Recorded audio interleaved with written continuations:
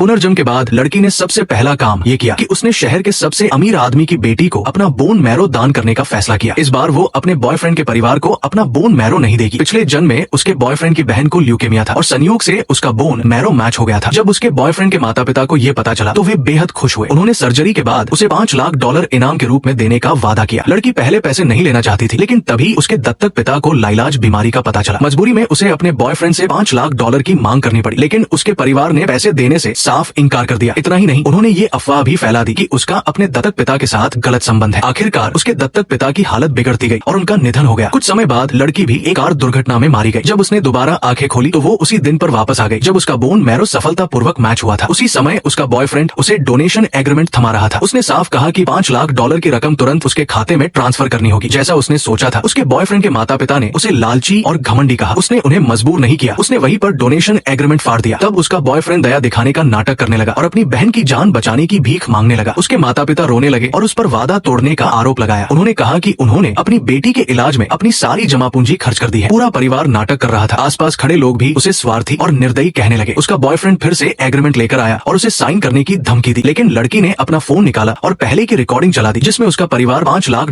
देने का वादा कर रहा था। तब जाकर लोगों को सच्चाई समझ में आई। बॉयफ्रेंड की मां के पास कोई रास्ता नहीं बचा। उसने कह दिया कि अगर वो बोन मैरो दान नहीं करेगी तो उसका बेटा उससे शादी नहीं करेगा। ये सुनकर लड़की ने तुरंत ब्रेकअप कर लिया। उसी समय एक नर्स ने आकर बताया कि उसकी बहन की हालत और बिगड़ गई है और सर्जरी जल्द से जल्द करनी होगी। पूरा परिवार फिर से उसे धमकाने लगा। तब लड़की ने अपने बॉयफ्रेंड से सवाल किया कि जब उसका भी मैच हुआ है तो वो अपनी बहन को अपना बोन मैरो क्यों नहीं देता। वो तुरंत चुप हो गया। फिर लड़की ने शहर के सबसे अमीर आदमी को फोन किया और उसकी बेटी को बोन मैरो दान करने का फैसला किया। इधर उसके बॉयफ्रेंड का परिवार ऑनलाइन लाइव स्ट्रीम शुरू कर चुका था जिसमें वे उस पर $5 लाख के लिए किसी की जान न बचाने का आरोप लगा रहे थे। जल्द ही एक डॉक्टर ने बताया कि उसने पहले ही सर्जरी शेड्यूल कर ली है। उसके बॉयफ्रेंड को लगा कि उनकी योजना सफल हो गई है। अगले दिन वे सभी सर्जरी के लिए उसका इंतजार करते रहे, लेकिन वो कभी नहीं आई। माँ ने डॉक्टर से पूछा कि सर्जरी क्यों शुरू नहीं हुई। डॉक्टर ने कहा कि उन्होंने तो सर्जरी की फीस ही जमा नहीं की और लड़की का बोन मैरो जिस मरीज को मिलने वाला है वो शहर के सबसे अमीर आदमी की बेटी है।